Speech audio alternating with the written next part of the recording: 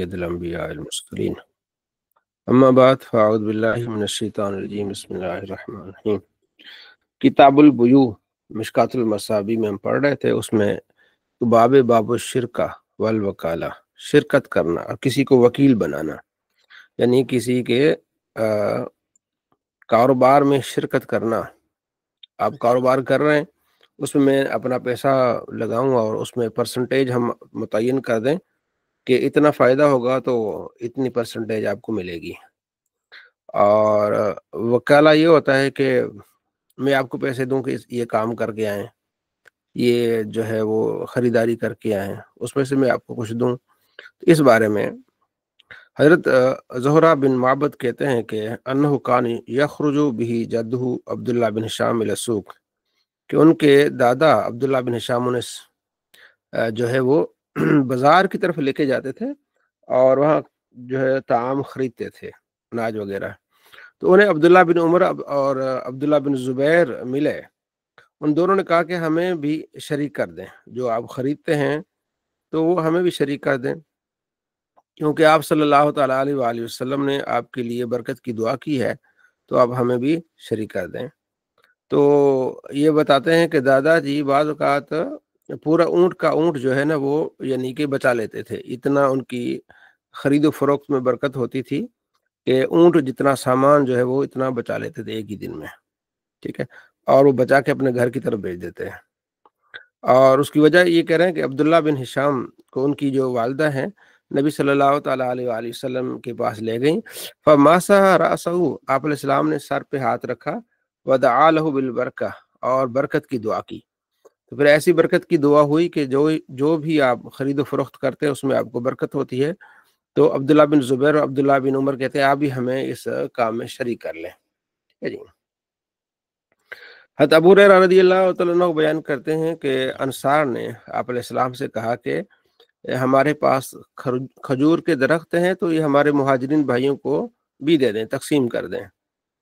تو آپ علیہ السلام فرمایا نہیں، ایسا نہیں، یہ تمہارے ہیں۔ تو پھر انہوں نے عرض کی یا رسول اللہ، پھر ہمیں ہمارے ساتھ یہ کام کریں اور ہم ان کو پھل میں کیا کریں گے، شریک کریں گے۔ تو صحابہ نے کہا مہاجرین سمعنا وأطعنا، ہم نے سنا اور ہم نے اطاعت کی، کہ ہم ایسا ہی کریں گے، آپ کے ساتھ کام کریں گے اور پھر پھل میں آپ کے ساتھ شریک ہوں گے، لیکن آپ کی جو جائیداد ہے، آپ کی جو درخت ہیں، اس میں ہم شریک نہیں ہوں گے۔ عروہ بن ابی جعد کہتے ہیں کہ آپ علیہ السلام نے انہیں 1 دینار دیا کہ وہ بکری خرید کے لے آئیں۔ وہ گئے اور اس 1 دینار سے 2 بکریاں خریدی لیں۔ پھر ان میں سے 1 دینار پہ 1 بکری کو بیچا اور 1 دینار وہ لے کے آئے۔ 1 دینار پر 2 بکریاں بیچی، 1 دینار سے 2 بکریاں خریدیں، اور راستے میں پھر ان 2 بکریوں میں سے 1 بکری کو 1 دینار پہ بیچ لیا۔ تو نبی علیہ السلام کی بارگاہ میں لے آ گیا، رسول اللہ یہ دے، آپ نے دینار دیا تھا وہ بھی آپ کے پاس آ گیا اور بکری بھی آ گئی۔ فدعا لہ رسول اللہ صلی اللہ علیہ وسلم فی بیعہ بالبرکۃ، تو آپ صلی اللہ تعالیٰ علیہ وآلہ وسلم نے اس کی خرید و فروخت میں برکت کی دعا فرمائی۔ فکان لو اشتری ترابا لربح فیہ، اگر وہ مٹی بھی خریدتے نا تو اس میں بھی انہیں فائدہ ہوتا۔ مٹی سے مراد یہ کہ عام خصیص چیز بھی کوئی آپ بیچتے خریدتے تو انہیں اس میں کیا ہوتا، فائدہ ہو جاتا۔ تو آپ علیہ السلام کی یہ دعا ہے۔ نبی علیہ السلام ہمارے آقا مولا ہیں اور ان کے استاد بھی تھے صحابہ کے، آپ علیہ السلام کو سکھاتے تھے۔ تو بڑوں کی دعا لینا، والدین کی دعا لینا، اساتذہ کی دعا لینا بہت اہم بات ہے۔ یہ دعا کب ہوگی؟ جب ان کی خدمت کی جائے، ٹھیک ہے جی۔ تو یہ بھی بہت اہم چیز ہے۔ حضرت ابو ہریرہ کہتے ہیں کہ اللہ تبارک و تعالیٰ فرماتا ہے جب 2 آدمی خرید و فروخت کرتے ہیں تو ان میں ایک میں ہوتا ہوں، تیسرا میں ہوتا ہوں، جب تک وہ خیانت نہ کریں۔ جب خیانت کریں تو میں وہاں سے نکل جاتا ہوں، پر شیطان وہاں کیا ہو جاتا ہے، داخل ہو جاتا ہے۔ خرید و فروخت بہت اچھی چیز ہے، لین دین کرنا، سارا کچھ کرنا، لیکن اس میں جب خیانت کی جائے تو پھر بے برکتی آ جاتی ہے۔ آپ علیہ السلام نے فرمایا کہ عد الامانت الی من ائتمنک، جو تمہارے پاس امانت رکھے اس امانت کو واپس کر دو۔ ولا تخن من خانک، اور جو تم سے خیانت کرے اس کے ساتھ خیانت نہیں کرنی۔ جو اچھا کر رہا ہے اس کے ساتھ اچھا کرنا، جو برا کر رہا ہے اس کے ساتھ برا نہیں کرنا، خیانت کر رہا ہے تو اس کے ساتھ خیانت نہیں کرنی۔ حضرت جابر کہتے ہیں کہ میرا ارادہ ہوا کہ میں خیبر کی طرف جاؤں، تو آپ علیہ السلام کے پاس آیا، آپ علیہ السلام کو سلام کیا، اور میں نے اپنی خواہش کا اظہار کیا کہ میں خیبر کی طرف جا رہا ہوں۔ تو آپ علیہ السلام فرماتے ہیں جب تم میرے وکیل کے پاس جانا نا، خیبر کی طرف آپ وکیل بھیجتے تھے، کبھی وہاں سے آگے آئے گا کہ خیبر، آپ کو پتہ ہے سیرت میں آپ نے پڑھا ہوگا کہ خیبر یہود کا علاقہ تھا، تو وہ ان کو فتح کیا گیا۔ پھر انہوں نے گزارش کی کہ ہمیں یہاں رہنے دیں اور ہم یہاں کھیتی باڑی کریں گے، تو آپ کو بھی حصہ دیں گے۔ تو یہ طے ہوا کہ وہاں سے جو بھی فصل اگے گی، اناج نکلے گا، آدھا یہود جو نبی علیہ السلام کی طرف بھیج دیں گے۔ تو آپ علیہ السلام نے فرمایا کہ میرے وکیل جو وہاں گیا ہے تو ان کے پاس جانا اور ان سے 15 وسق لے لینا، ٹھیک ہے جی۔ تو 15 وسق، ایک وسق تقریباً 60 من کا ہوتا ہے، اسے لے لینا۔ اگر وہ تم سے کوئی نشانی پوچھے نا تو پھر ایسے ہاتھ رکھ لینا، یعنی اشارہ کر لینا، تو یہ ان کو بتایا گیا ہے، تو پھر وہ آپ کو وہ کھجوریں دے دے گا، تو واپسی میں ہمارے پاس لے آنا، ٹھیک ہے جی۔ آپ علیہ السلام فرماتے 3 لوگ ایسے ہیں جن کی خرید و فروخت میں برکت ہے۔ ایک وہ آدمی جو ادھار دے دیتا ہے، چل بھی کوئی نہیں لے جاؤ، ٹھیک ہے۔ دوسرا وہ مقارضہ کرتا ہے۔ تیسرا وہ جو گندم میں جو بھی شامل کر دیتا ہے کھانے کے لیے، گھر کے لیے، بیچنے کے لیے نہیں، تو اس میں کیا ہو جاتی ہے، کو برکت حاصل ہو جاتی ہے۔ حکیم بن حزام کہتے ہیں کہ آپ علیہ السلام نے انہیں ایک دینار دے کے بھیجا کہ وہ آپ علیہ السلام کے لیے ایک قربانی خرید کے لے آئیں۔ فشترا کبشن بدینار، تو انہوں نے ایک مینڈا ایک دینار پہ خریدا، وباعہ بدینارین، اور پھر آ کے اس کو 2 دیناروں میں کیا کر دیا، بیچ دیا۔ فرجا فشترا دیت بدینارین، پھر واپس جا کے انہوں نے ایک جو ہے وہ دینار میں ایک مینڈا خرید لیا، نبی علیہ السلام کے پاس لے آئے، دینار بھی ساتھ میں لے آئے اور وہ مینڈا بھی لے آئے، ٹھیک ہے۔ تو آپ صلی اللہ تعالیٰ علیہ وآلہ وسلم نے انہیں برکت کی دعا کی، یعنی کہ ایک دینار دیا آپ علیہ السلام نے کہ مینڈا لے آؤ، تو انہوں نے جو وہ ایک مینڈا لیا، پھر آگے اس مینڈا کو پھر بیچ دیا 2 دیناروں میں، پھر وہ 2 دینار تھے، ایک دینار میں پھر ایک اور مینڈا لیا، اور ایک دینار بچا کے نبی صلی اللہ تعالیٰ علیہ وآلہ وسلم کی بارگاہ میں لے آئے، تو آپ علیہ السلام نے انہیں برکت کی دعا عطا فرمائی۔ تو یہ ہم نے باب الشرک والوکالہ، وکیل بنایا نا آپ علیہ السلام نے، ٹھیک ہے جی۔ تو اس طرح آپ خرید و فروخت میں کسی کو وکیل بنا سکتے ہیں، کسی کے کام میں آپ شریک ہو سکتے ہیں، کسی کے کاروبار میں آپ اس میں کچھ حصہ ڈال سکتے ہیں، وہ پھر پرسنٹیج ہوتی ہے، اس کا کتنا ہے، آپ کا کتنا ہے، وہ کام کر رہا ہے۔ مزاربت بھی اس کو کہتے ہیں۔ مزاربت میں یہ ہوتا ہے کہ پیسہ آپ کا ہے، اگلے کی محنت ہے۔ آپ کہتے ہیں کہ میرے پاس 5 لاکھ روپے ہیں لیکن میرے پاس تجربہ نہیں ہے، تمہارے پاس تجربہ ہے، محنت ہے، تو یہ 5 لاکھ لو، سامان لو، اس میں سے 60% میرا ہوگا، 40 آپ کا ہوگا، آپ کا پیسہ نہیں، آپ کی محنت ہے، آپ کا وقت ہے، تو اس حساب سے پھر 100 میں سے 60 روپے آپ کے ہوں گے، اور جو ہے وہ 40 روپے اس کے ہوں گے۔ جس طرح یہ مال بڑھتا جائے گا، کاروبار بڑھتا جائے گا، تو بہت اچھا ہوگا۔ آگے غصب کرنا اور عاریت پہ کوئی چیز لینا، ٹھیک ہے، کوئی چیز یعنی کسی کی چھین لینا۔ آپ علیہ السلام فرماتے ہیں جو ایک بالش بھی کسی کی زمین چھین لیتا ہے نا، تو اس کے گلے میں یہ 7 زمینیں قیامت کے دن توق بنا کے رکھی جائیں گی، یعنی زمین کا ایک ٹکڑا بھی۔ یہاں تو لوگ کیسا ظلم کرتے ہیں، غریبوں کی زمینیں ہڑپ کر دیتے ہیں۔ ایک بالشت بھی اگر کوئی، یعنی یہ بالشت ہوتی ہے، ایک بالشت بھی زمین ہڑپ کرے گا تو 7 زمینیں اس کے گلے میں توق ڈال دی جائے گی۔ آپ علیہ السلام فرماتے ہیں کہ کسی بھی جانور کا آپ نے بغیر اس کی اجازت کے آپ نے دودھ نہیں دونا، کیونکہ یہ اس کے لیے خزانہ ہے۔ تو کیا تم چاہتے ہو کہ تمہارے خزانے کو توڑا جائے، ہاں، اور وہاں سے مال نکالا جائے تو تمہیں تکلیف ہوگی؟ تو اسی طرح ان کا یہ خزانہ دودھ ہے، تو ان کو اجازت کے بغیر آپ نے دودھ نہیں لینا۔ آگے حدیث میں آئے گی کہ آپ لے سکتے ہو جب آپ مجبور ہوں، کھانے کو کچھ نہ ہو اور آپ سفر میں ہو، لیکن عام روٹین میں آپ ان کی اجازت کے بغیر آپ ان سے نہیں لے سکتے۔ حضرت انس کہتے ہیں کہ اجازت کے بغیر سے کیا مراد ہے، یعنی اس کو اجازت لیں کہ بھائی میں دودھ پینا چاہتا ہوں، آپ کی بکری کا، آپ کی اونٹ کا، اونٹنی کا، تو آپ مجھے اجازت دیں گے میں اس کا دودھ دو لوں۔ بکریاں ہوتی تھی نا، کافی ریوڑ ہوتے تھے، وہاں سے مطلب کٹورا لے کے تو ان کو دوہا جاتا ہے، تو میں یہاں سے نکال لوں بکری سے دودھ، اس کی اجازت کے بغیر نہیں۔ ایسا نہیں کہ چوری چھپے گئے کیونکہ اس وقت 200 400 500 بکریاں ہوتی تھی بہت زیادہ. تو پھر کونے میں جا کے کسی مطلب بکری کو چھپا کے دودھ دو لیا تو یہ جائز نہیں ہے. حضرت انس کہتے ہیں کہ آپ علیہ السلام ایک اپنی زوجہ کے پاس تھے، تو پھر ایک اور زوجہ نے ایک پیالے میں کچھ کھانا دے کے بھیجا. تو جب وہ گھر میں خادم لے آیا تو اس نے پھر ہاتھ مارا تو پیالہ ٹوٹ گیا. جو اس کھانے میں جو کچھ بھی تھا وہ سارا ہی گر گیا. تو آپ علیہ السلام فرمانے لگی آپ کی ماں نے غیرت کھائی ہے. ظاہر ہے سوکنے تھی نا، پھر سوکنوں میں یہ ہوتا ہے.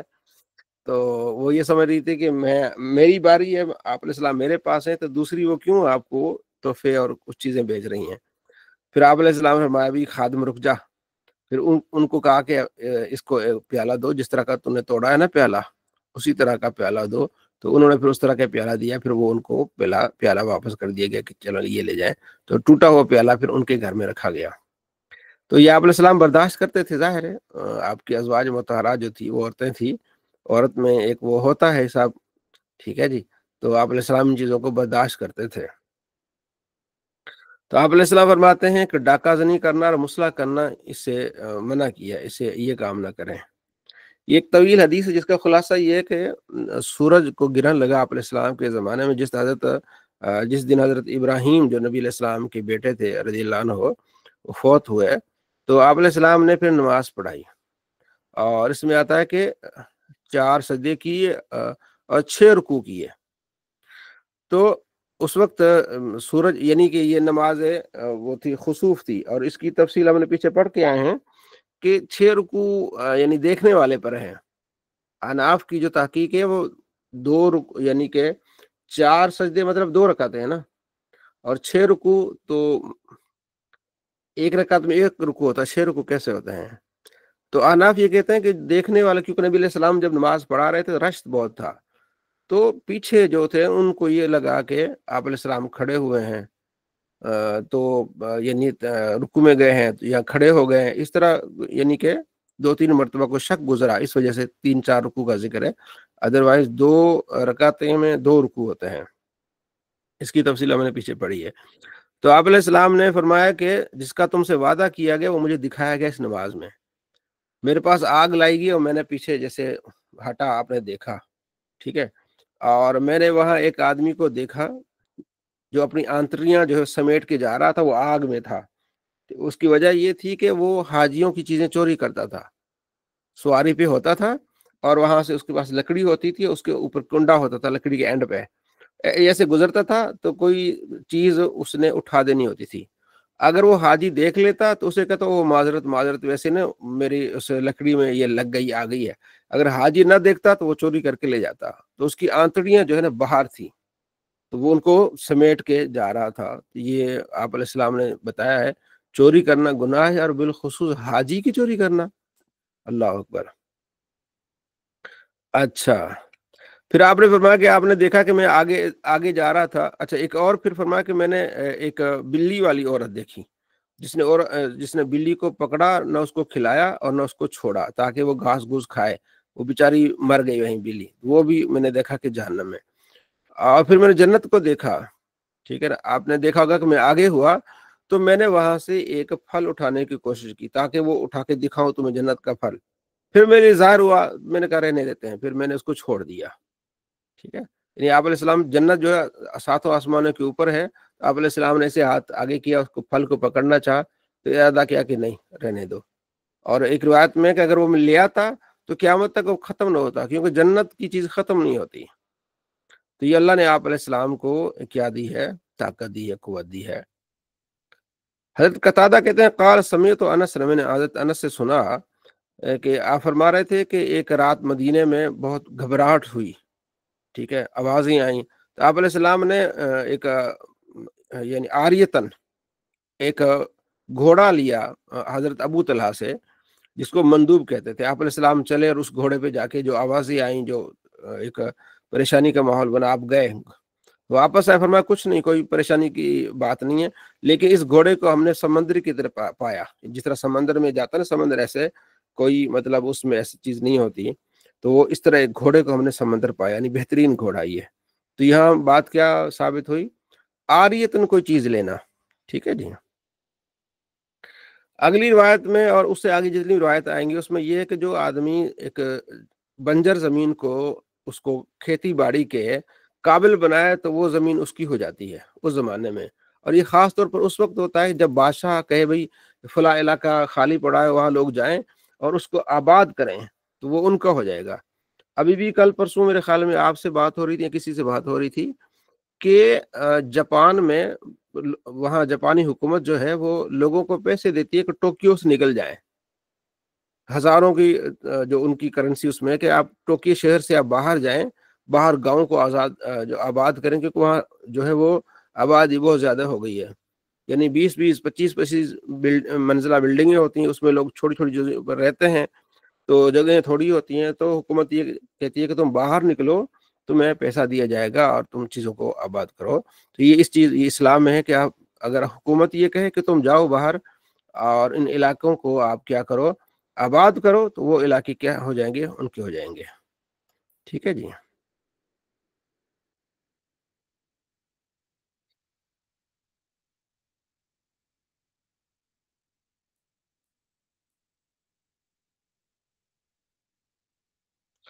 آپ علیہ السلام فرماتے ہیں کہ جو آدمی کوئی ریوڑ پر آئے اور اپنے جو ان ریوڑ کا مالک ہے اس سے اجازت چاہے کہ بھائی 3 مرتبہ کہے کہ میں دودھ پینا چاہتا ہوں, اجازت ہے, اگر وہاں جواب نہ ملے تو پھر وہ دودھ پی سکتا ہے. تو اس میں یہ جو یہاں محدثین کہتے ہیں کہ اب یہ حدیث جو ہے مجبوری اضطراب کی حالت میں ہے کہ آپ سفر میں ہیں اور آپ کو دودھ کی ضرورت ہے.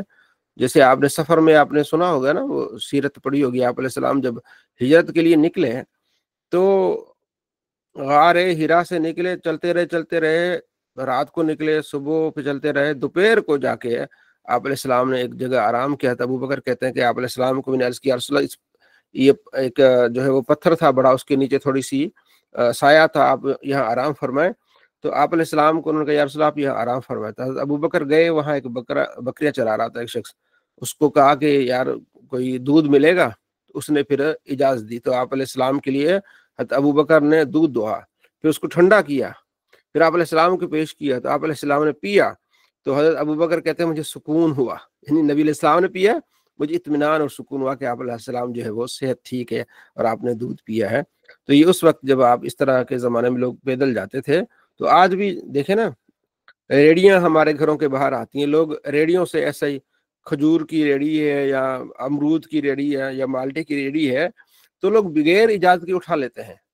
نہیں, جائز ہی نہیں ہے, کیونکہ اگر ہر گھر کے سامنے 2 کھجوریں بھی کوئی بندہ اٹھا لے, ہر بندہ اٹھا لے, اس کا تو ہو گیا نا کبڑا.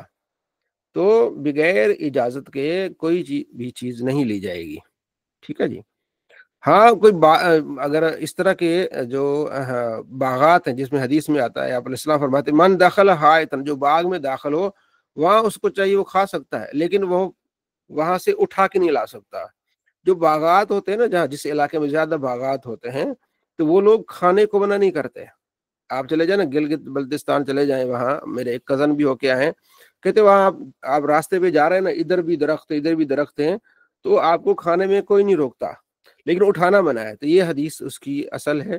تو باغ سے آپ کھا سکتے ہیں لیکن وہاں اٹھا کے لے جا نہیں سکتے. جہاں جس علاقے میں کثرت سے باغ ہیں تو پھر وہ لوگ نہیں اتنا کرتے ہیں. جیسے ہمارے یہاں کثرت سے گنا ہے فیصل آباد میں, تو آپ وہاں سے 1-2 گنے بھی کر لیں گے تو کوئی لوگ نہیں منع کرے گا اتنا. ٹھیک ہے جی, لیکن اجازت ہونا بہتر ہے. لیکن جن علاقوں میں گنا بہت کم ہوتا ہے تو وہاں پھر وہ ہر بندہ گنا ایک گنا لے گا. جیسے آپ دیکھا ہوگا آپ نے, ٹرالیوں پر گنے لے کے جاتے ہیں, اور اگر کسی گاؤں سے نکلے تو وہاں ایک گنا بھی وہ سارے نکال لیں تو کتنا نقصان ہو جاتا ہے اس کے لیے. ٹھیک ہے. صفوان بن امیہ بن صفوان, یہ پہلے مشرک تھا, بعد میں مسلمان ہوا, فتح مکہ کے وقت ہی مسلمان ہوا ہے. تو اس کے بعد آپ علیہ السلام جب حنین کی طرف جا رہے تھے تو آپ نے ان سے کچھ زرہیں لی, عاریۃ زرہیں لی.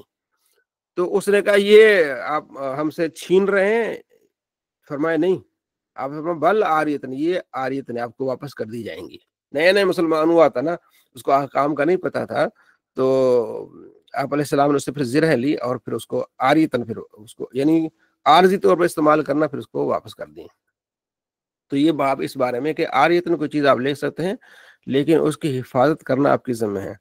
فرما جو عاریتن چیز لی جائے اس کو واپس کیا جائے، ٹھیک ہے، جو منہ ہو اس کو واپس، منہ کہتے ہیں اس زمانے میں جس کے پاس بچے ہوں، گھر میں دودھ پیتے بچے ہوں یا ویسے ضرورت ہو، لیکن ان کے لیے ایسا جانور نہ ہو جس سے دودھ دویا جائے، تو جس کے پاس جانور کافی ہیں وہ ان میں سے ایک دودھ والا جانور سے دے دیتا ہے کہ جب تک یہ دودھ دے رہا ہے آپ اس کو گھاس ڈالیں اور دودھ پئیں، جب دودھ اس کا ختم ہو جائے گا تو پھر آپ کیا کریں، بھلے ہمیں جانور واپس کر دیں، انہیں منہا کہتے تھے، ٹھیک ہے، اور دین جو ہے وہ ادا کیا جائے گا، ٹھیک ہے۔ صلی اللہ علیہ محمد صلی اللہ علیہ وسلم۔ ابو رافع بن عمر کہتے ہیں کہ میں بچہ تھا تو میں کھجوروں پر ایسے مار کے نا وٹے، تو میں وہاں سے کھجوریں نیچے گرایا کرتا تھا، تو مجھے پکڑ کے حضور کی بارگاہ میں لایا گیا، تو آپ نے فرمایا یہ کیا کر رہے ہو؟ عرض کی یا رسول اللہ مجھے بھوک لگی ہے تو اس لیے میں کر رہا ہوں، کھا رہا ہوں ان کو، یعنی گرا رہا ہوں۔ تو آپ علیہ السلام فرمایا نہیں، جو نیچے گری ہوئی چیزیں نا وہ کھا لو، ٹھیک ہے۔ پھر آپ نے میرے سر پر مسح کیا، ہاتھ پھیرا اور دعا کی اللہم اشبع بطنہ، یا اللہ اس کے پیٹ کو بھر دے۔ تو اگر کوئی درخت ہے کسی کا بھی، اس کے نیچے جو گری بیر وغیرہ ہوتا ہے نا، بیری کا درخت ہوتا ہے، بیر نیچے گرے ہوئے تو وہ آپ تو اٹھا کے کھا سکتے ہیں، لیکن اس کو کوئی چیز مار کے، ڈنڈا یا پتھر مار کے اوپر سے بیری کو آپ یہ نہ کریں، ٹھیک ہے جی۔ وہی حدیث آپ نے فرماتے جو کسی سے ایک بالشت بھی، کوئی زمین کسی سے لے لے، من اخذ من الارض شیئا، کچھ بھی زمین لے لے بغیر حق کی، خسف بھی یوم القیامہ، اسے دھسایا جائے گا 7 زمینوں میں۔ جو ایک زمین کا کوئی ٹکڑا بھی کسی سے زبردستی لے، ٹھیک ہے، یہ بہت اہم ہے، ٹھیک ہے جی۔ یہاں ایک یہی وہی حدیثیں آئی ہیں کہ بالشت بر زمین۔ جی عبد الرفیق صاحب، اس میں ہم نے 2-3 باب پڑھے ہیں، ذرا اس کا آپ اس بارے میں خلاصہ بیان فرمائیں۔ ایک تو ہم نے باب پڑھا ہے شرکا بکالا کا، پھر ہم نے غصب اور عاریہ کا باب پڑھا ہے، جی آپ نے ایک کوئی خلاصہ بیان فرمایا عبد الرفیق صاحب۔ جی احمد رضا،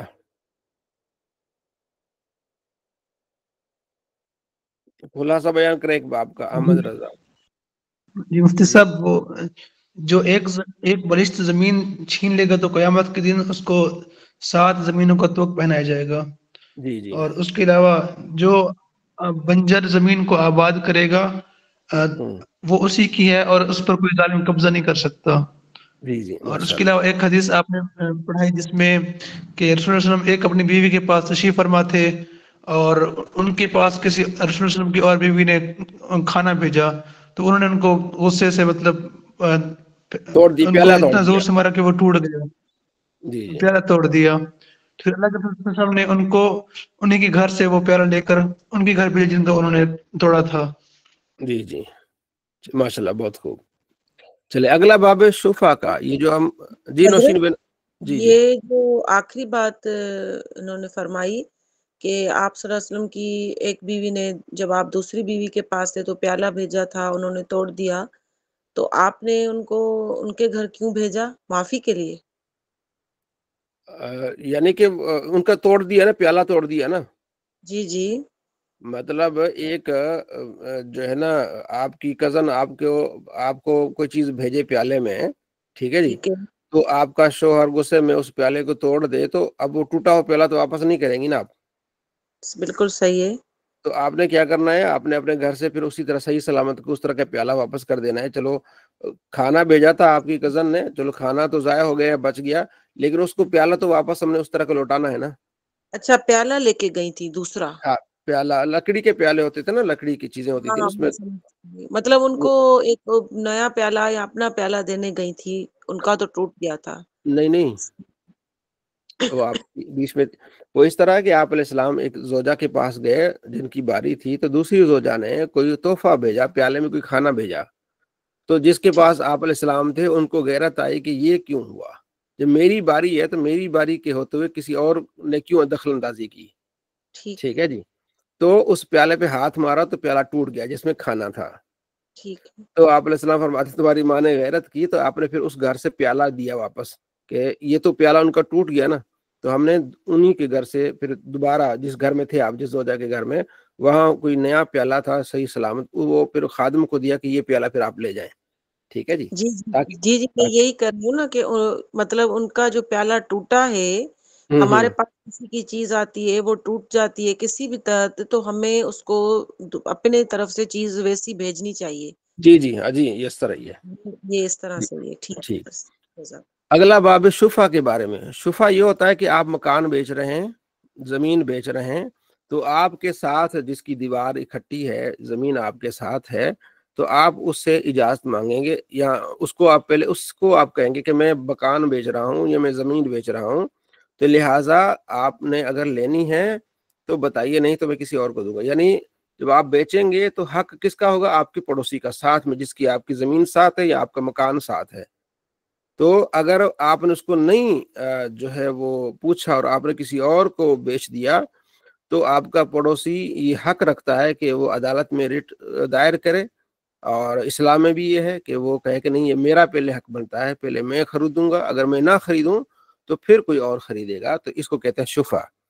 تو آپ علیہ السلام فرماتے ہیں اگر وہ موجود نہیں ہے، بندہ غائب ہے، تبھی آپ اس کا انتظار کریں. فَإِنْ شَاءَ أَخَذَ وَإِنْ شَاءَ تَرَكَ. وہ لے لے تو اچھی بات ہے، اگر چاہے تو چھوڑ دے. فائدہ با، ٹھیک ہے. تو جو یعنی کہ جو خریدنا چاہے تو وہ حقدار ہے زیادہ، جو آپ کے گھر کے ساتھ ہی رہتا ہے. ٹھیک ہے جی. الجار حق بے سابق ہی، جو پڑوسی ہے اس کو زیادہ حق ہے کہ وہ سبقت اسی کا حق ہے کہ پہلے وہ مکان لے. کوئی بھی جو ہے وہ جائیداد اسی کا حق ہے. ٹھیک ہے. اور آپ علیہ السلام فرماتے ہیں کہ پڑوسی کو ایک شتیری ہوتی ہے نا، درخت جو اپنا ایک لکڑی رکھنے کی اجازت آپ دیں. آپ کی دیوار ہے، ادھر اس کا گھر ہے، ٹھیک ہے جی، تو وہ وہاں سے آپ کی دیوار پر اگر لکڑی رکھنا چاہتے ہیں تو اس کو آپ نے منع نہیں کرنا. ٹھیک ہے. اور آپ علیہ السلام فرماتے ہیں جب آپ کا پڑوسی کا اختلاف ہو جائے راستے میں، تو 7 ذراع آپ یہ کیا کریں، راستہ 7 ذراع، یعنی 7 ادھر 1 ذراع اس کو بولتے ہیں. تو اس طرح یعنی سمجھو کہ 3 فٹ، تو 3 7 کتنے ہوگے، 21 فٹ، یعنی 20 فٹ کا تقریباً آپ نے راستہ بیچ میں چھوڑ دینا ہے. 20 فٹ کا راستہ بڑا، 21 فٹ کا راستہ بہت اچھا ہوتا ہے. تو یہ آپ علیہ السلام نے تعلیم دی ہے. ٹھیک ہے. اور اس حدیث میں آپ نے فرمایا جو آدمی گھر بیچے یا زمین بیچے تو اسے اسی بدلے میں گھر لینا چاہیے یا زمین لینی چاہیے. تو اگر وہ ویسے خرچ کر لے گا تو اس میں برکت نہیں ہوگی. ٹھیک ہے. زمین بیچیے، اس کے بدلے زمین لے لے. مکان بیچے، اس کے بدلے مکان لے لے. اگر وہ نہیں لے گا وہ پیسہ ختم ہو جائے گا. ٹھیک ہے. الشریک و شفیع و شفت فی کل، شریک جو آپ کا ساتھی وہ اس کو حق ہے کہ وہ سب سے پہلے وہ چیز لے. تو یہ پورا باب اسی پر ہے کہ آپ نے جب کوئی چیز بیچنی ہے تو آپ نے کیا کرنا ہے، اپنے ساتھی کو آپ نے ان کو پوچھنا کہ آپ نے لینی ہے تو لے لیں، نہیں تو میں آگے بیچتا ہوں. جی نوشین بہن. حضرت یہ جو آپ نے فرمایا کہ وہ عدالت میں جا سکتا ہے، تو یہ آج کل ہے پاکستانی لا میں یہ ایسی بات ہے؟ جی ہاں بالکل ہے، بالکل ہے. ٹھیک. اس کا ٹائم فریم ہے غالباً کو 3 مہینے ہے میرے خیال میں، مہینہ یا 3 مہینے اس طرح ہے. اچھا اچھا. مطلب ہاں، مطلب میں نے آپ سے ایک مکان ہاں لیا، ٹھیک ہے جی، تو اب اس کو پتہ لگ گیا پڑوسی کو کہ انہوں نے اپنے استاد کو مکان دیا ہے، حالانکہ مجھے دینا چاہیے تھا کہ میں پڑوسی ہوں. تو جب میں نے آپ سے لیا اور میں نے لکھوایا تو اس کے بیچ میں کوئی مہینہ یا 3 مہینے، مجھے کنفرم نہیں بلکہ ہے اس طرح کہ 3 مہینے کے اندر اندر وہ دوبارہ ریٹ دائر کر سکتا ہے. جب 3 مہینے گزر جائیں گے پھر میرا کام پکا ہو جائے گا. ٹھیک ہے جی. ٹھیک. ہاں اس طرح ہے. تو حق تو یہ ہے کہ ہم اسے پوچھیں بھائی آپ نے لینا ہے تو میں بیچ رہا ہوں، آپ لے لیں. ٹھیک ہے جی. اس کے بعد پھر اگلا باب ہے مساقات کا، مزارعات کا، پانی پلانا، زمین کو پانی دینا اور کھیتی باڑی کرنا. ٹھیک ہے. تو اس بارے میں آپ علیہ السلام نے یہ ان رسول اللہ صلی اللہ علیہ وسلم دفع الیہود خیبر، تو خیبر کی جو کھجوریں تھی یا زراعت تھی وہ آپ علیہ السلام نے یہودیوں کو دے دی تھی. شطر و ثمرہا، ٹھیک ہے، کتنا؟ آدھا پھل، جتنا بھی وہاں سے نکلے گا آدھا پھل آپ علیہ السلام کو دیں گے. تو یہ اس طرح یعنی کہ آپ دے سکتے ہیں کسی کو بھی، زراعت کے لیے اپنی زمین دے سکتے ہیں. ٹھیک ہے جی. اور بعض اوقات چیزوں کو آپ نے منع فرمایا زراعت کے لیے، وہ اس چیزوں کے کہ آپ جو ہے وہ یہ شرط نہ لگائیں کہ یہ جو ٹکڑا ہے نا اس ٹکڑے کا اناج میرے لیے ہوگا اور اس ٹکڑے کا تمہارے لیے ہوگا. یہ تقسیم ٹھیک نہیں ہے، کیونکہ ہو سکتا ہے آپ کے ٹکڑے والا ٹھیک اناج نکالے، ادھر والے نہ نکالے، تو اس بیچارے کا کیا بنے گا؟ ٹھیک ہے جی. تو کل کا کر لیں کہ آپ اگر آپ کی 20 بوریاں نکلتی ہیں تو اس میں سے 5 میری ہوں گی اور 15 آپ کی ہوں گی. اس طرح کر لیں، یہ ٹکڑے والا حساب نہ کریں. تو اس ٹکڑے والے حساب کو آپ علیہ السلام نے کیا کر دیا؟ منع کیا زراعت میں.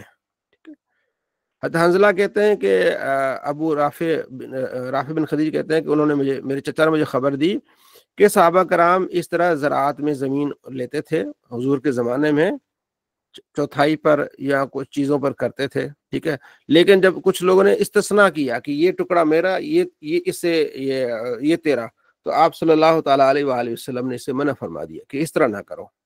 ٹھیک ہے جی. یعنی ساری کی ساری زمین دے دو، جس طرح ہمارے یہاں ٹھیکے پر ہوتی ہے نا، کہ آپ نے ٹھیکے پر زمین دے دی بس ٹھیک ہے. یہ نہ کرو کہ بھائی اس جو 4 جو ہے وہ کھیت ہے ان میں سے ایک کھیت یا 2 کھیت فلاں 2 کھیت میرے. بعض اوقات کچھ زمین اچھی ہوتی ہے جو زیادہ اگاتی ہے اناج، تو وہ چلاکی کر کے وہ اپنے پاس رکھ لیتے تھے، دوسرے ان کو دیتے تھے، اور یہ ہو جاتا، اس کا نقصان ہو جاتا تھا. ٹھیک ہے جی. تو یہ سارے ان چیزوں کا میں نے آپ کو خلاصہ بتا دیا. اور آپ نے فرمایا من زرع فی ارض قوم بغیر اذنہم، جو بغیر اجازت کے کسی کی کھیتی شروع کر دے، کسی کی زمین، ٹھیک ہے نا، تو وہ جو مالک ہے وہ اسے لے سکتا ہے ساری زراعت. ہاں جو اس کا خرچہ ہے وہ خرچہ اس کو دے گا. ٹھیک ہے، بغیر اجازت کے وہاں نہیں کرے گا. تو مدینہ میں اہل مدینہ 16 روبوں پر زراعت کیا کرتے تھے. حضرت علی، عبداللہ بن مسعود، سارے صحابہ کرام کھیتی باڑی کرتے تھے، تو وہ اس حصے سے زراعت کرتے تھے. ٹھیک ہے جی. اگلا باب ہے اجارہ کا. ٹھیک ہے، اجرت پر کام کرنا.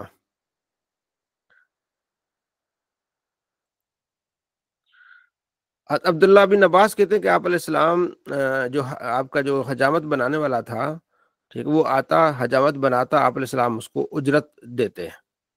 ٹھیک ہے، تو یعنی کوئی بھی کام کر رہا ہے، وہ جیسے حدیث میں ابھی آگے آئے گا کہ جس کو آپ نے کام رکھا ہے تو اس کو آپ نے اجرت دینی ہے.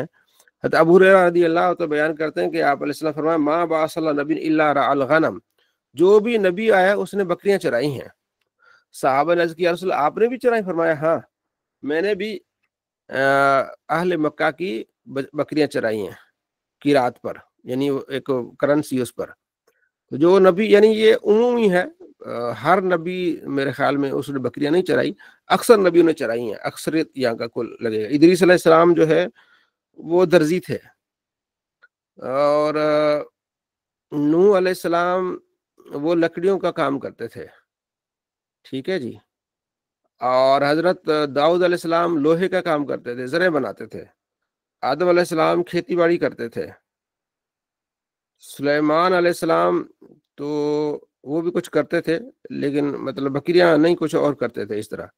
تو اس طرح انبیاء علیہ السلام، لیکن موسیٰ علیہ السلام بکریاں چراتے تھے. ٹھیک ہے جی.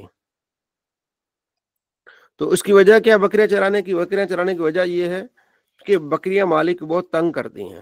کوئی ادھر سے جا رہی، کوئی ادھر سے جا رہی، سارا دن آپ ان کو کھلائیں پلائیں، شام کو پھر اگر گھاس ان کو دکھائیں گے ساری بھاگتی ہوئی آئیں گی. ایک تو یہ کہ ان میں صبر نہیں ہے. دوسرا وہ کمزور جانور ہے، اگر آپ کو غصہ آ گیا آپ کو ماریں گے اس کی ٹانگ ٹوٹ جائے گی آپ کو بڑی.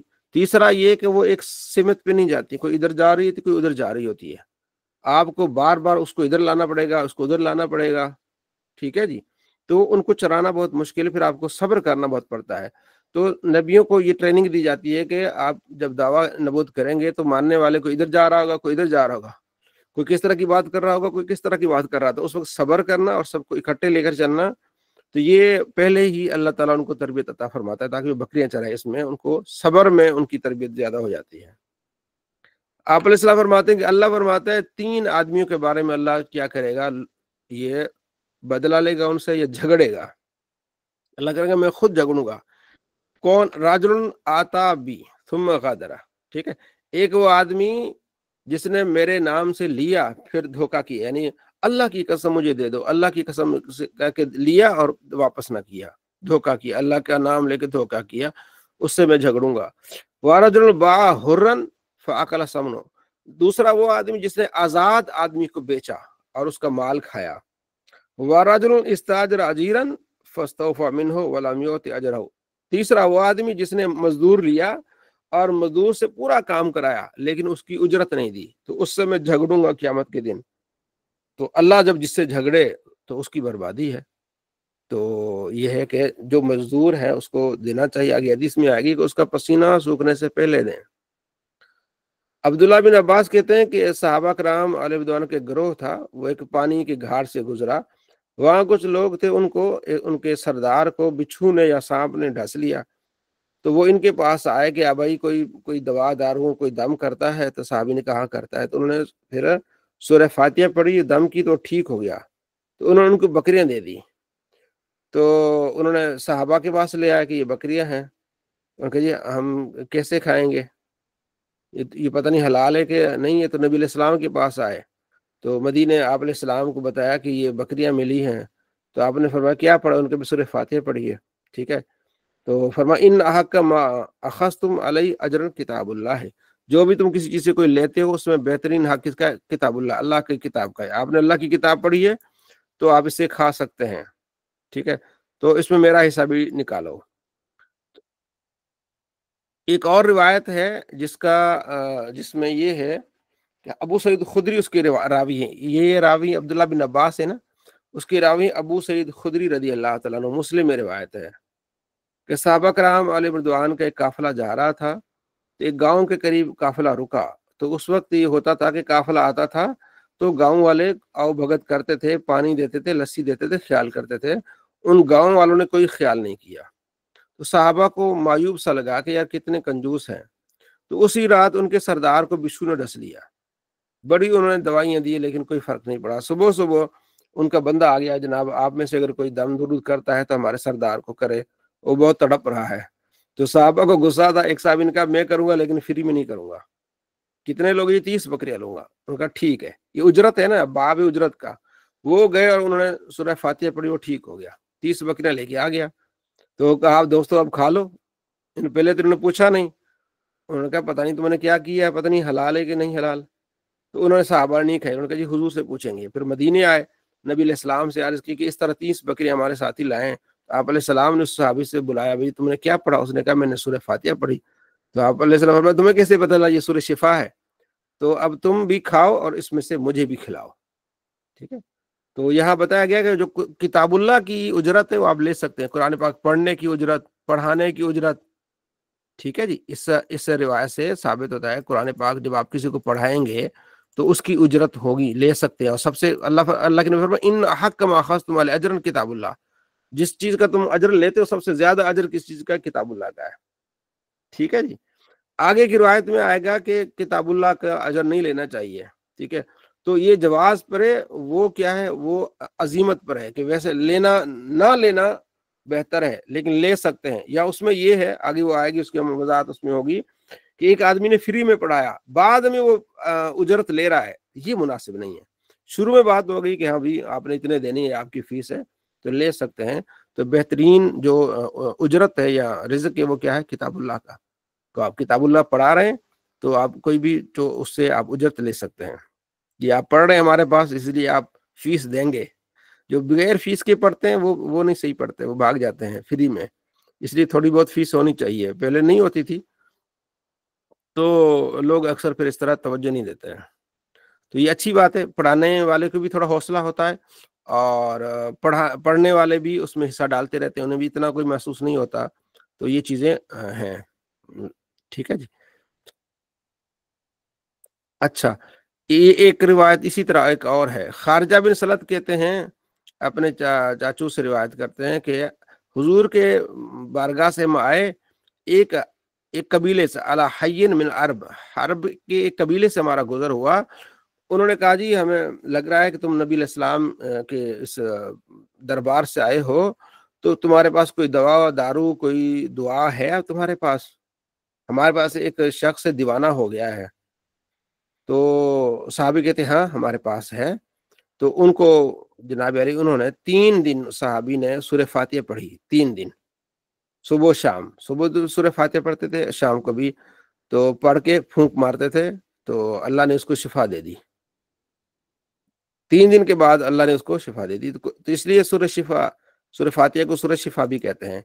तो कोई भी परेशानी हो, कोई बीमार है बच्चा, कुछ भी है, तो आप सूरह फातिहा पढ़ें और उस पे क्या कर दें, दम कर दें।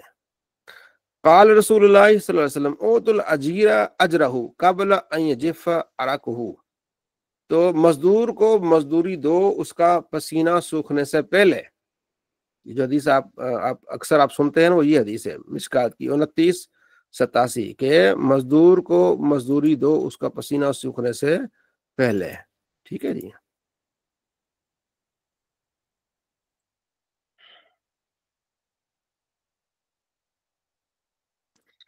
उबादा बिन सामित कहते कि मैंने कहा या रसूलल्लाह, एक रजुलन अहदा इलैया कौसन मिम्मन कुन्तु आलिमुल किताब। एक आदमी मुझे मैंने उसको किताब सिखाई, तो वो मुझे एक कौस दे रहा है। कौस कहते हैं गालिबन कमान को, वो दे रहा है मुझे। ठीक है, वो मैं उससे तीर फेंकूंगा अल्लाह की राह में, तो वो मुझे दे रहा है, मैं उससे लूं। तो आप फरमाते हैं कि ये तो आग का एक टुकड़ा है जो तू ले रहा है। तो यहाँ आग का टुकड़ा बताया गया। इसमें मुहद्दिसीन कहते हैं कि पहले उसने क्योंकि अल्लाह की राह के लिए पढ़ाया था, तो उस वक्त नीयत अल्लाह की राह के लिए थी। अब चूंकि बाद में वो पैसे ले रहा है, तो इसलिए इसके लिए मुनासिब नहीं है। तो यह आप सलाम ने तंबीह फरमाई है। तो अब ये उस हदीस के मुकाबल नहीं है। वो पहली हदीस जो बुखारी की थी, जिसमें ये कि उजरत लेना सबसे हक ज्यादा है किताबुल्लाह का। तो यहाँ जो इसका मतलब ये है कि जब आपने पहले अल्लाह के लिए आपने पढ़ा दिया, तो उसके बाद उजरत ना ले। लेकिन जब पहले तय हो गई, तो वो उस वक्त बात हो गई, तो फिर तो उसमें कोई हर्ज नहीं है।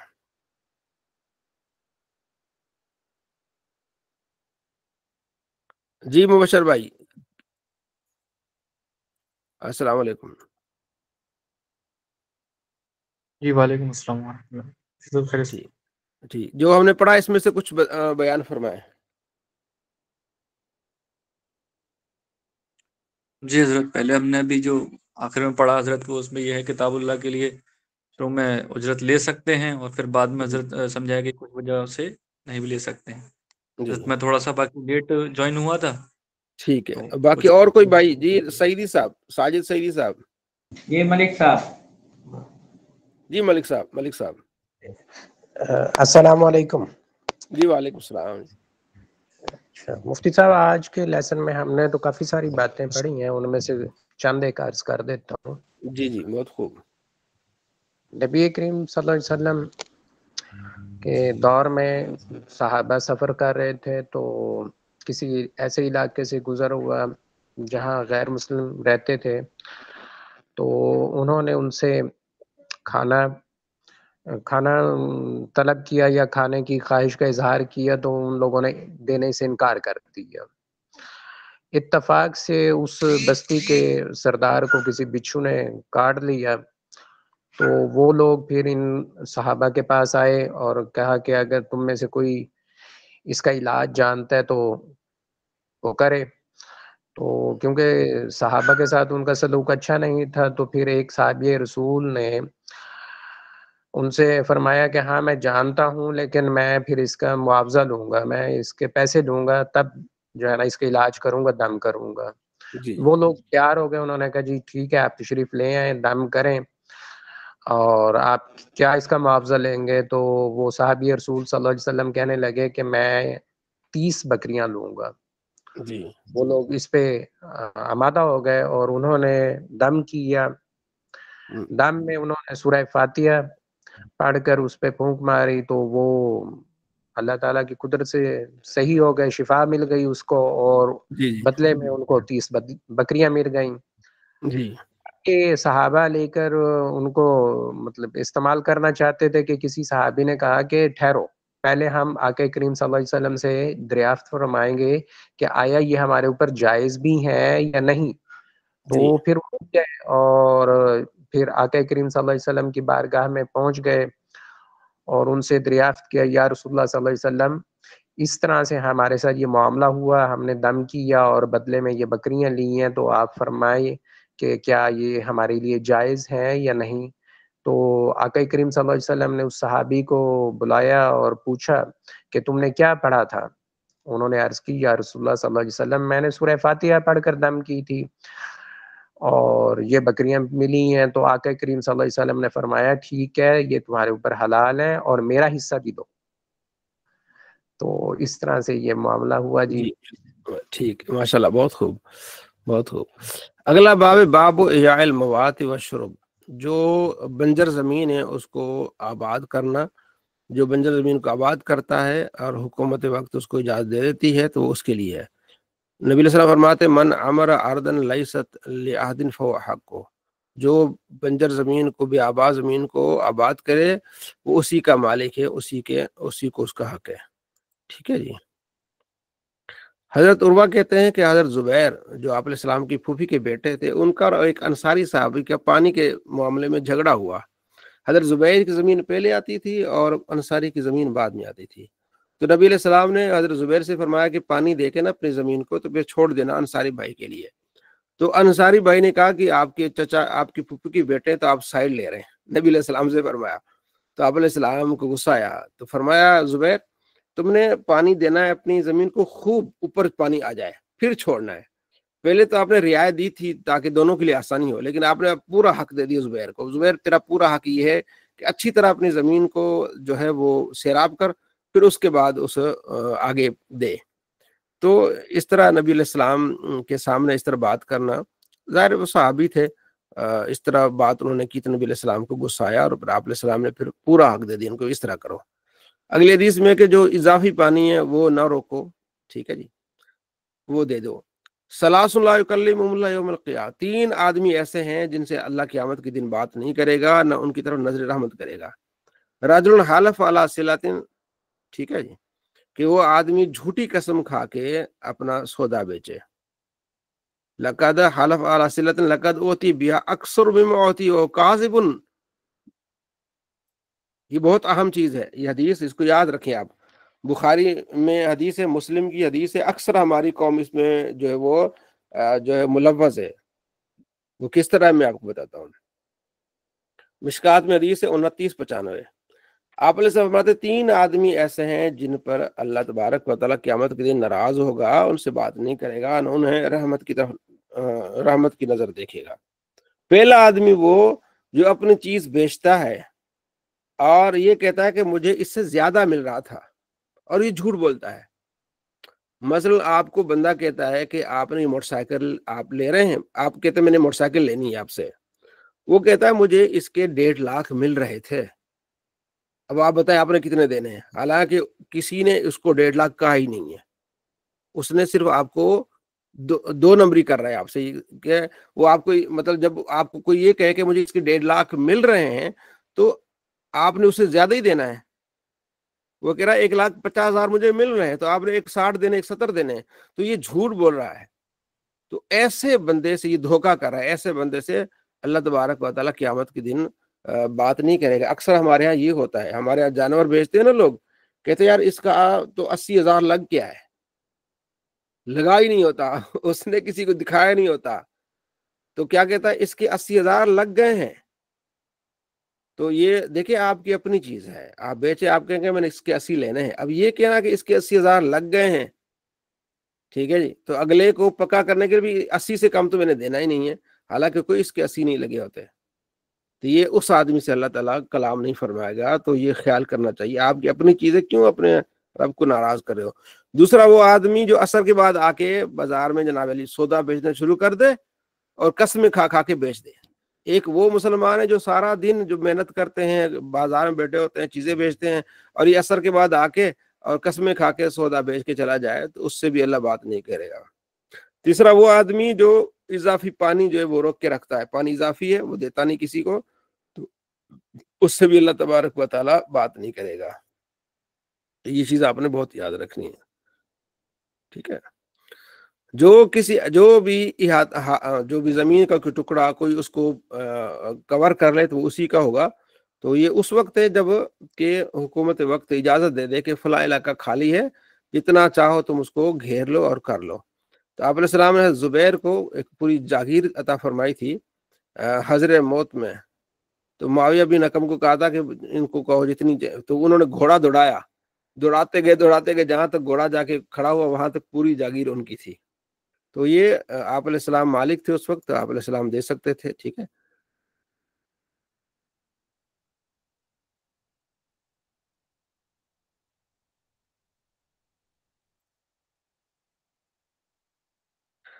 المسلمون شرکا فی الصلاۃ، مسلمان 3 چیزوں میں جو ہے نا وہ شریک ہیں، ہر چیز میں، پانی میں شریک ہیں، گھاس میں شریک ہیں، آگ میں، کہیں آگ جل رہی ہے تو سارے اس میں اسے لے سکتے ہیں، پانی لے سکتے ہیں، گھاس لے سکتے ہیں، ٹھیک ہے جی۔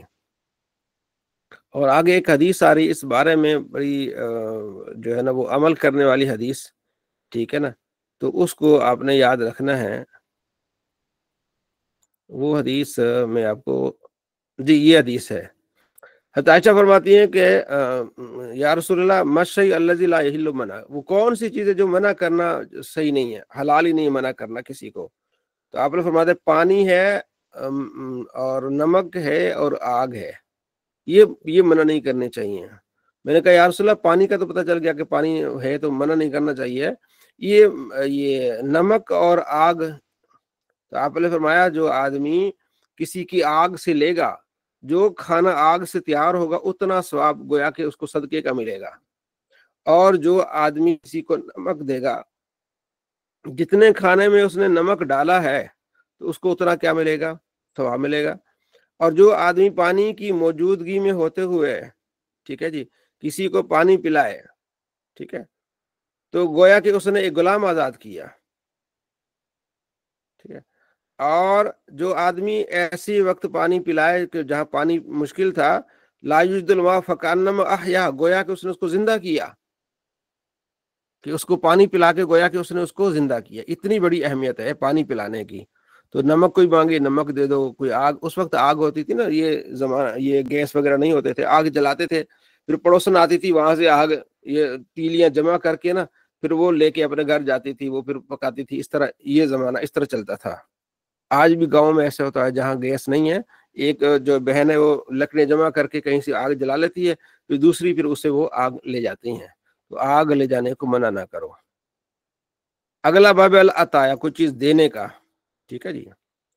تو آپ علیہ السلام نے حضرت عمر کو، حضرت عمر کہتے ہیں کہ مجھے خیبر میں حصہ ملا یا رسول اللہ، میں اس کا، بڑی خیبر کی اچھی زمین ہے، میں اس کا کیا کروں؟ تو آپ علیہ السلام فرماتے ہیں بہتر یہ ہے تمہارے لیے کہ تم وہ اپنے نام کر لو، اپنے پاس رکھو، اس کی جو آمدنی ہے وہ غریبوں پہ تقسیم کر لو۔ تو حضرت عمر ایسا کیا کرتے تھے، وہ جو خیبر کی آپ کو حصہ ملا تھا وہاں سے، تو اس سے جو بھی پھل وغیرہ آتا یا جو کچھ بھی آتا غریبوں میں تقسیم کر دیتے، فقراء میں تقسیم کر دیتے، یعنی وہ اصل جو جاگیر ہے، جو چیز وہ آپ کی ہے، آپ آگے کیا کر رہے ہیں، آگے تقسیم کر رہے ہیں۔ اسی طرح اللہ نے آپ کو کوئی دی ہے، کوئی زمین یا ایسا کوئی ٹکڑا دیا ہے، تو وہ آپ کے نام ہے، آپ کا ہو، لیکن اس سے جتنی آمدنی ہو رہی ہے تو وہ آپ کیا کریں، آگے تقسیم کریں۔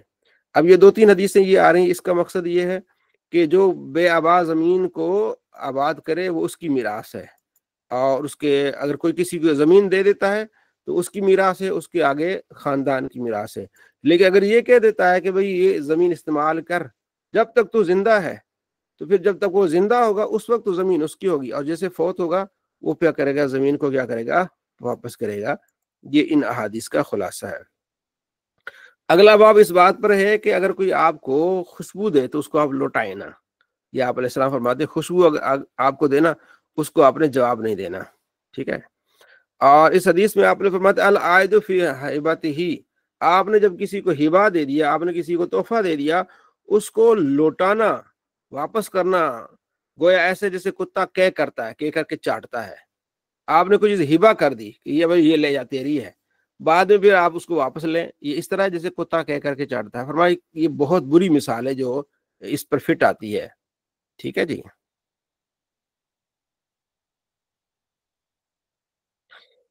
نعمان بن بشیر کہتے ہیں کہ میرے والد نبی علیہ السلام کی بارگاہ میں آئے، 2-3 حدیث ہے جس کا میں آپ کو خلاصہ بیان کر رہا ہوں، ٹھیک ہے، کہ مختلف راویوں سے ہے، لیکن اس کا ایک جو مسلم میں ہے، بخاری میں ہے، جو مکمل روایت ہے وہ اس طرح ہے کہ نعمان بن بشیر صحابی کہتے ہیں کہ میری والدہ نے کہا کہ اس بیٹے کو تم نے کیا دیا ہے، خلاصہ میں عرض کر رہا ہوں۔ تو میں نے کہا کہ میں کیا دوں اس کو، ان کا جی اس کے نام ایک باغ کر دیں، اور اس کو نبی علیہ السلام کو گواہ بنا لیں کہ آپ نے اس کو باغ دیا ہے۔ تو نعمان بشیر کہتے ہیں کہ مجھے نبی علیہ السلام کی بارگاہ میں میرے والد صاحب بشیر جو تھے لے گئے، عرض کی یا رسول اللہ، آپ گواہ رہے ہیں اس بیٹے کو میں نے باغ دیا ہے، فلاں باغ۔ تو آپ علیہ السلام فرماتے ہیں کہ کیا تمہارا اور بھی تمہاری اولاد ہے؟ انہوں نے کہا جی ہاں اولاد ہے۔ تو کیا ان کو بھی تم نے یہ باغ دیے؟ کہا نہیں، اور ان کو نہیں دیے۔ فرمایا یہ ظلم ہے، ظلم پر میں گواہ نہیں ہوں گا۔ اور ایک روایت ہے کہ کیا تم چاہتے ہو کہ تمہارے ساتھ ناانصافی نہ ہو؟ ٹھیک ہے، کہ یعنی تم یہ چاہتے ہو کہ تمہارے سارے جتنی اولاد تمہارا کہنا مانے، تیرے فرما بردار رہے ہیں؟ ہاں جی بالکل اسی طرح، تو پھر تم بھی ان کے ساتھ پورا حق رکھو۔ او کما قال علیہ الصلوۃ والسلام، یہ حدیث کا خلاصہ کہ آپ علیہ السلام فرماتے ہیں پوری اولاد کو برابر کا حق دو۔ ایک کو تم باغ پورا دے کے جا رہے ہو، باقی کو کیوں نہیں دے کے جا رہے؟ یہ ظلم ہے۔ اور آگے ہم ایک پڑھیں گے ایک فصل، اس میں یہ ہے کہ جب آدمی وصیت نہیں کر سکتا ایک کے لیے، بلکہ رشتہ دار کے لیے تو وصیت ہی نہیں کر سکتا نا، اور دنیا میں رہتے ہوئے اب اچھا ایک اور مسئلہ بھی یاد رکھیے، دنیا میں بچوں کو آپ نے برابر دینا ہے۔ جب آدمی فوت ہو جاتا ہے وہ پھر میراث رہتی ہے، پھر اس میں جو ہے وہ بیٹی کا ایک حصہ ہوتا ہے، بیٹے کے 2 حصے ہوتے ہیں، لیکن دنیا میں جب دینے سب کو برابر دینا ہے۔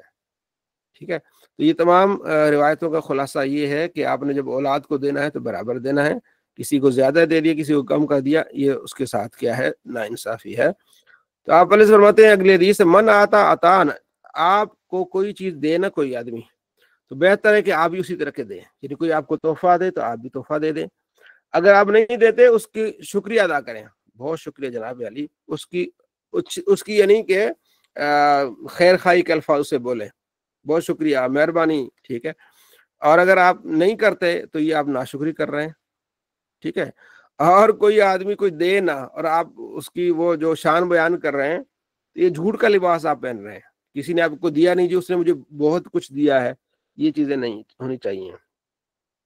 جو آدمی کوئی کسی کو دے تو کیا کہنا چاہیے؟ جزاک اللہ خیرہ، کیا کہنا چاہیے؟ جزاک اللہ خیرہ۔ تو یہ اس نے اس کی تعریف کر دی، کوئی چیز آپ کے ساتھ اچھا ہی کرے تو آپ اس کی تعریف کریں، تو جزاک اللہ خیرہ کہیں گے تو یہ بھی اچھا ہی ہے۔ اور یہ حدیث آپ علیہ السلام کی جو آپ کو یاد رکھنی ہے، قال رسول اللہ صلی اللہ علیہ وسلم من لم یشکر الناس لم یشکر اللہ، جو آدمی لوگوں کا شکریہ ادا نہیں کرتا وہ خدا کا بھی ناشکرا ہے۔ یعنی کہ جس آدمی کی طبیعت میں لوگوں کا شکریہ ادا کرنا نہیں ہے تو وہ رب کا بھی ناشکرا ہوگا۔ پتہ کیا چلا کہ ہمیں لوگوں کا شکریہ ادا کرنا چاہیے، کسی نے ہمیں پانی بھی پلایا ہم کہیں شکریہ، مہربانی، جزاک اللہ، کوئی چیز اٹھا کے دی، شکریہ، جزاک اللہ۔ تو ہمیں اچھا یہ شکریہ صرف باہر والوں کے لیے نہیں، گھر والوں کے لیے بھی ہونا چاہیے، بیوی کے لیے ہونا چاہیے، بچوں کے لیے ہونا چاہیے کہ شکریہ، مہربانی، ٹھیک ہے۔ تو جب بار بار آپ لوگوں کو شکریہ ادا کرتے ہیں، جب اللہ آپ کو نعمت عطا فرمائے گا تو آپ اللہ کا شکر ادا کریں گے، اللہ کروڑا تیرا احسان۔ تو جو لوگوں کا شکریہ ادا نہیں کرے گا پھر رب کا بھی ناشکرا ہو جائے گا، تو یہ نہ کریں، شکریہ ادا کریں، تھینکس، جزاک اللہ۔ تو یہ بہت اچھی بات ہے۔ آپ نے فرماتے ہدیہ دو، اس سے کیا ہوتا ہے؟ دل کی جو آپس میں قدورتیں ہیں وہ ختم ہو جاتی ہیں۔ اگر چاہے کوئی کھوری دے دینا جلا ہوا تو اپنے پڑوسن کو، تو وہ بھی یعنی اس کو برا نہ جانے، ٹھیک ہے۔ کوئی آپ کو تکیہ دے، آپ کو تیل دے، آپ کو دودھ دے، یہ آپ کو واپس نہیں کرنا، ٹھیک ہے جی۔ خوشبو دے، آپ نے یہ واپس نہیں کرنا، ٹھیک ہے۔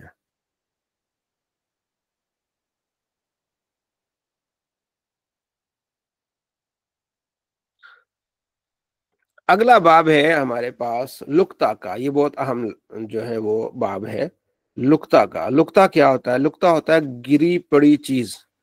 آپ راستے سے جا رہے ہیں، کوئی چیز گری پڑی ہوئی ہے تو اس کو اٹھانا کیسا، اس کے بارے میں آپ علیہ السلام کے فرامین کیا ہے، ٹھیک ہے نا۔ زید بن خالد کہتے ہیں کہ ایک آدمی آپ علیہ السلام کی بارگاہ میں آیا، اس نے لقطہ کے بارے میں پوچھا کہ میں ایک گری ہوئی چیز تھی، میں نے وہ اٹھائی، تو اس کے بارے میں آپ کیا فرمائیں؟ فرمایا عارف افاسہا، وہ تھیلی جو ہے نا اس کا کلر پہچان لے، بتا لوگوں کو کہ مجھے کلر کی تھیلی ملی ہے۔ اور تھیلی میں پرانے زمانے میں ہوتی تھی جس میں پیسہ ہوتے تھے، وہ سکے ہوتے تھے، دینار ہوتے تھے، درہم ہوتے تھے، تو اس کے اوپر پھر ڈوری باندھ دیتے تھے، ٹھیک ہے، چمڑے کی ہوتی تھی۔ تو اس کو یاد رکھ، اس کا کلر تھیلی کا اور وہ جو ڈوری ہے اس کو یاد رکھ۔ ثم عرفہ سنتن، پھر 1 سال تک لوگوں کو بتا بھائی مجھے ایک تھیلی ملی ہے فلاں کلر کی ہے، جس کی ہو وہ بتائے اس میں کتنا پیسہ ہے، وہ گن کے رکھے، وہ اپنا لے جائے، 1 سال تک آپ نے اعلان کرنا ہے، ٹھیک ہے؟ یعنی یہ وہ جو قابل قدر قیمت ہے، مثلا سمجھو کہ 3,000 4,000 سے اوپر ہے، اگر 100 ہے 150 ہے یا 50 ہے، اس کو جہاں بالکل 10-15 روپے سے پڑے ہوتے ہیں ان کا اتنا نہیں ہے، لیکن جو قیمت ہے باقاعدہ اس کا کیا کرے گا، یہ اس کا اعلان کرے گا، ٹھیک ہے جی، اور سال اعلان کرے گا، اس کے بعد پھر خود استعمال کر سکتا ہے، کسی کو صدقہ دے تب استعمال کر سکتا ہے، ٹھیک ہے؟ یہ اس کو کہتے ہیں لقطہ۔ صحابی نے عرض کیا رسول اللہ اگر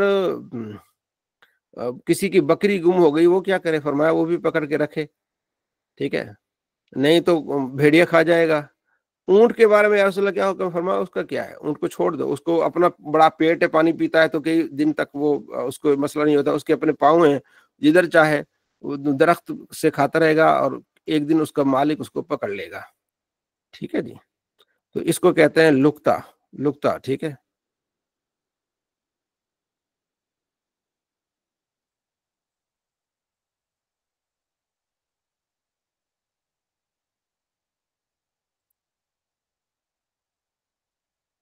جی اس کا میں نے آپ کو خلاصہ بتا دیا لقطے کے بارے میں، ٹھیک ہے جی۔ اسد علی لقطہ کیا ہوتا ہے؟ اسد علی۔ السلام علیکم جی وعلیکم السلام۔ جی لگتا ہے وہ گری پڑی چیز ہوتی ہے جو آپ کو ملے اور اس کے بارے میں اس سے کام ہے، یعنی اگر وہ کوئی قیمتی چیز ہے تو آپ نے وہ سنبھالنی ہے اور اس کا 1 سال 2-3 سال تک بلکہ اس کا اعلان کروانا ہے میری جس کی ہے وہ چیز اس کے بارے میں۔ اور اگر کوئی بہت زیادہ قیمتی چیز نہیں ہے وہ آپ اس کو خرچہ کر سکتے ہیں یا کسی نیک کام میں اس کو لگا سکتے ہیں، اگر وہ قیمتی چیز ہے تو آپ نے اس کو کیا اس کو لوٹانا ضروری ہوگا۔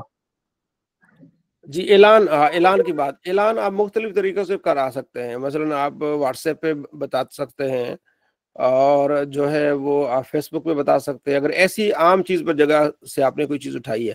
اگر آپ نے گاؤں میں سے کوئی چیز آپ کو ملی ہے تو گاؤں کی جو مسجد ہیں 2-3 ان کو اس میں آپ اعلان کرا دیں کہ بھی ایک چیز ملی ہے، جس کی وہ نشانی بتا کے تو جو ہے وہ لے سکتا ہے، ٹھیک ہے جی؟ تو اس طرح اعلان کر دیں کہ وہ نشانی بتا کے ایک چیز ملی ہے، نشانی بتا کے لے سکتا ہے۔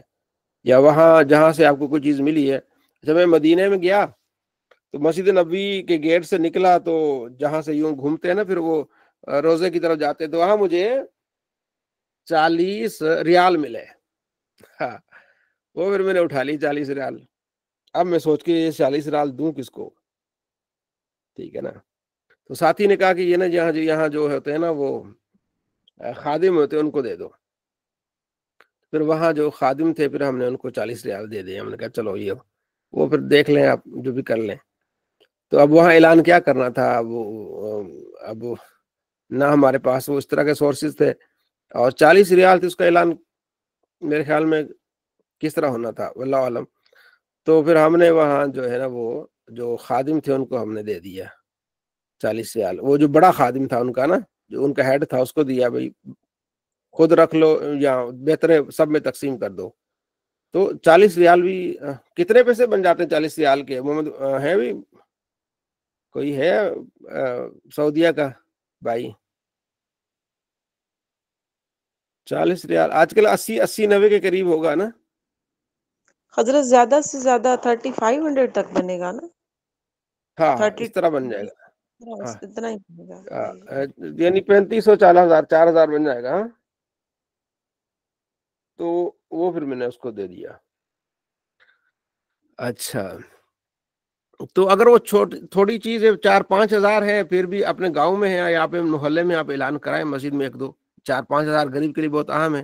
اگر قیمت زیادہ ہے، لاکھوں میں ہے، تو پھر آپ کو اس حساب سے اعلان کرانا پڑے گا، یعنی چیز کی نوعیت کے مطابق ہوگا نا، ٹھیک ہے؟ 400-500 ہے تو وہاں تھوڑا بہت اعلان ہو جائے گا، اگر 5,000-6,000 ہیں پھر مسجد میں اعلان ہو، آگے پیچھے ہو، ٹھیک ہے جی؟ اور اس سے لاکھوں میں ہے تو آپ پھر اس حساب سے، کروڑوں میں ہو تو ٹی وی میں اعلان کراؤ، ٹھیک ہے جی؟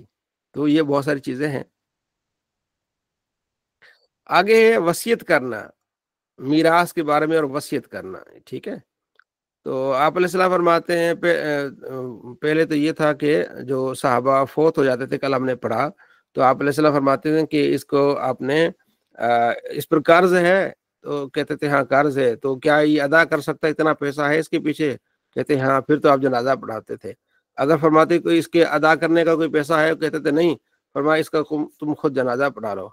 फिर सहाबा कहते थे अर्ज करते या रसूल हम इसका जो है ना वो कर्ज अदा करेंगे, तो फिर आप पढ़ते थे। अब यहाँ आता है कि आप अलैहिस्सलाम को जब अल्लाह ने पैसा दिया, फरमाया हम मोमिनों के करीब हैं, अगर वो कर्ज छोड़ के जाएगा तो हम कर्ज उनकी तरफ से अदा करेंगे, और मीरास छोड़ के जाएगा तो वो उनके अहले खाना के लिए है। तो ये आप अलैहिस्सलाम ने फिर ऐलान करा दिया कि कर्ज जो है वो हम अदा करेंगे। फिर आगे ये है ला यारिसल मुस्लिमुल काफिर वल काफिर मुस्लिम। अब विरासत के बारे में, मुसलमान काफिर की का वारिस नहीं बन सकता और काफिर मुसलमान का वारिस नहीं बन सकता, ठीक है। तो विरासत के इल्मुल मीरास उसको कहते हैं। तो इल्मुल मीरास के यहाँ मसाइल हैं, और इल्मुल मीरास पर जो है ना वो सूरह अन-निसा का जो दूसरा रुकू है ना, उसका कभी तर्जुमा पढ़ लीजिएगा, तो उसमें इल्मुल मीरास की बहुत अहम मिसालें आपको मिल जाएंगी। अल कातिल ला यरिसु, जो कत्ल करेगा वो वारिस नहीं बनेगा। और यहाँ एक है कि दादी जो है वो 7वें हिस्से का मालिक बन जाएगी।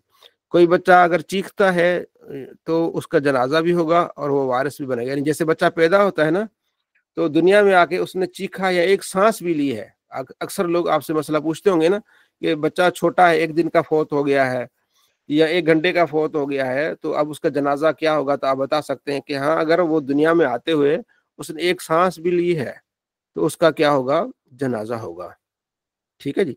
अच्छा, कुछ सवाल ये करते हैं कि भाई उसमें तो अजान तो पढ़ी नहीं गई। तो अजान पढ़ना लाजमी नहीं, अजान तो होता है कि बरकत के लिए कि वो बच्चा आया है दुनिया में तो पहले अल्लाह का नाम सुने, सुन्नत है। लेकिन उसने दुनिया में चीखा है, वो सांस ली है, तो उसके जनाजा होगा, ठीक है जी। तो ये विरासत के मसाइल इसमें कुछ बताए गए हैं, ठीक है जी। तो उसमें जो दूसरा रुकू है उसमें पूरी डिटेल के साथ विरासत के मसाइल हैं।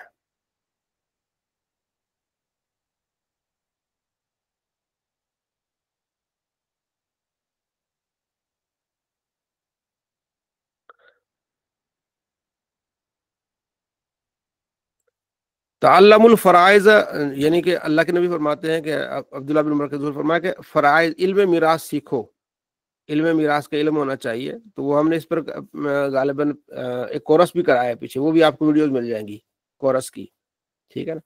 अगला बाब है वसीयत करने का।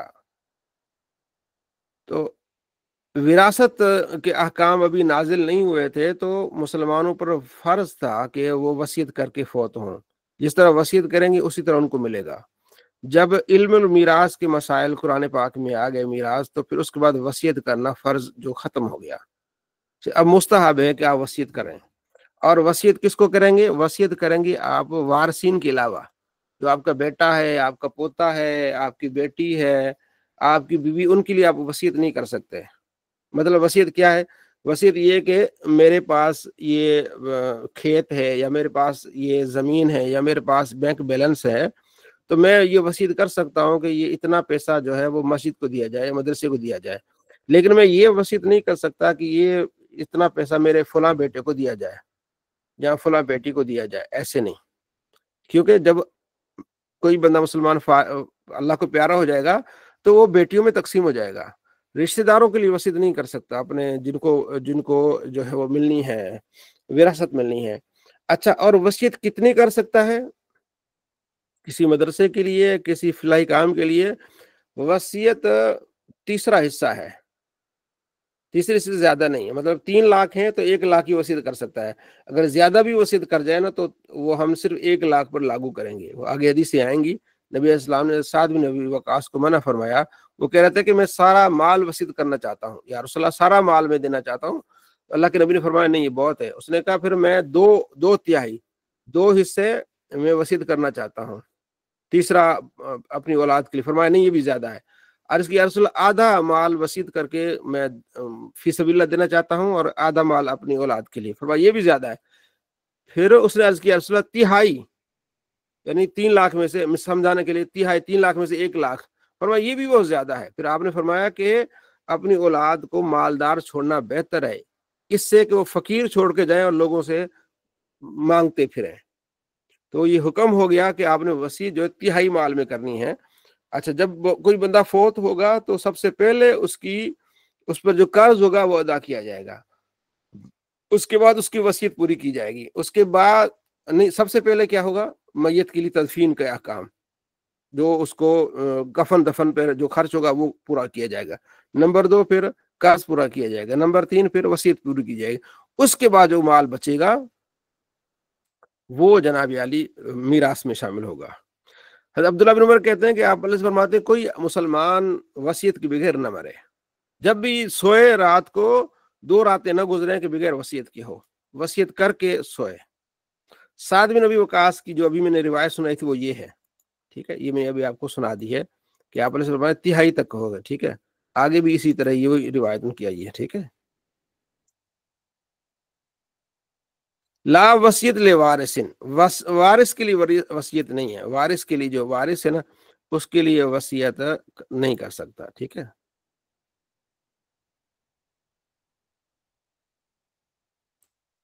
اچھا، اس میں ایک روایت ہے جو میں آپ کو سنانا چاہتا ہوں. وہ یہ ہے کہ بہت سخت آپ علیہ السلام نے اس پر فرمایا ہے.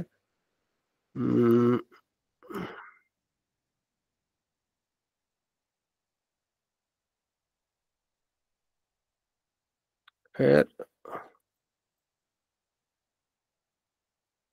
فرمایا کہ بوڑھا اور بوڑھی ہیں جو اپنے ساری زندگی جو ہے نا وہ چلتے رہتے زندگی گزارتے ہیں اور اینڈ پہ جو ہے نا وصیت کرنے میں خطا کر جاتے ہیں. ان کے لیے بہت سخت آپ علیہ السلام نے فرمایا کہ ایسا نہ کرو.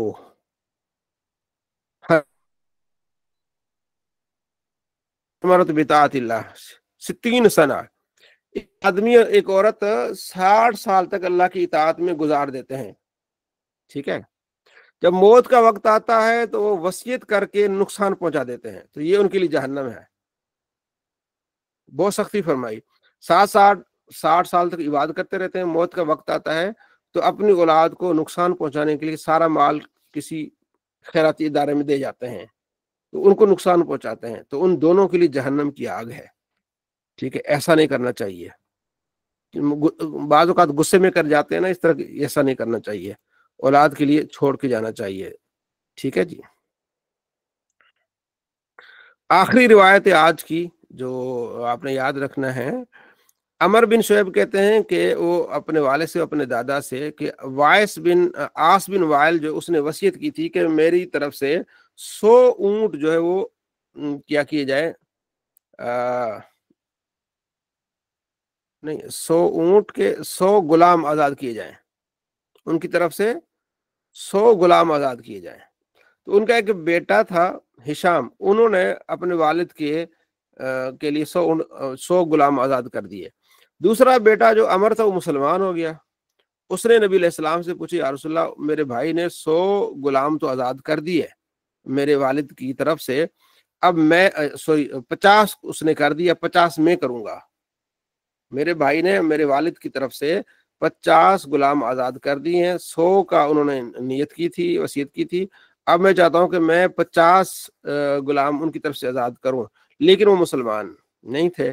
تو آپ علیہ فرماتے ان لو کان مسلمان، اگر وہ مسلمان ہوتے پھر تم آزاد کرتے ان کی طرف سے، تم صدقہ کرتے، تو یہ ان کے لیے حجاب تھا جہنم سے. اگر وہ مسلمان ہوتے تو مسلمان نہیں، تو اب ان کے لیے آپ مسلمان ہیں تو اب آپ ان کے لیے یہ وصیت پوری نہیں کریں گے، آپ غلام آزاد نہیں کریں گے، صدقہ نہیں کریں گے. اگر وہ مسلمان ہوتے پھر تمہارا وصیت پورا کرنا، تمہارا صدقہ کرنا، خیرات کرنا ان کو کیا دیتا؟ فائدہ دیتا. ٹھیک ہے، تو اس میں ہم نے پڑھا وصیت کے بارے میں. ٹھیک ہے جی. جی کیا پڑھا آپ نے وصیت کے بارے میں؟ کوئی بتائے گا؟ حارث بھائی. جی حضرت، ہاں ٹھیک. جی حارث بھائی. حضرت اس میں یہ ہے کہ ہم 3 حصوں میں سے مطلب 3 لاکھ ہے تو 1 لاکھ تک وصیت کر سکتے ہیں، مطلب 3 حصے کر سکتے ہیں. جی وصیت میں تیسرے حصے میں وصیت ہماری لاگو ہوگی، تیسرے سے کم نہیں. ہاں تیسرے سے کم نہیں. ویسے ہاں ڈائریکٹ میراث ہوتا ہے، یہ نہیں ہے کہ آپ وہ سارا ہی خیرات کر دیں آخری ٹائم پہ اولاد کو کچھ نہ ہاں، دیں. اس سے تو نبی علیہ السلام بہت ناراض ہوئے کہ 60 سال تک آپ عبادت کرتے رہیں اور آخر میں جا کے وصیت کر کے خطرناک ہے، لہم النار، ان دونوں کے لیے آگ ہے. ٹھیک ہو گیا جی. تو آپ نے ان چیزوں کو یاد رکھنا ہے انشاءاللہ، تو مزید آسانی کر دے گا اللہ تبارک و تعالی. دعا کرتے ہیں ان پہ اللہ تعالی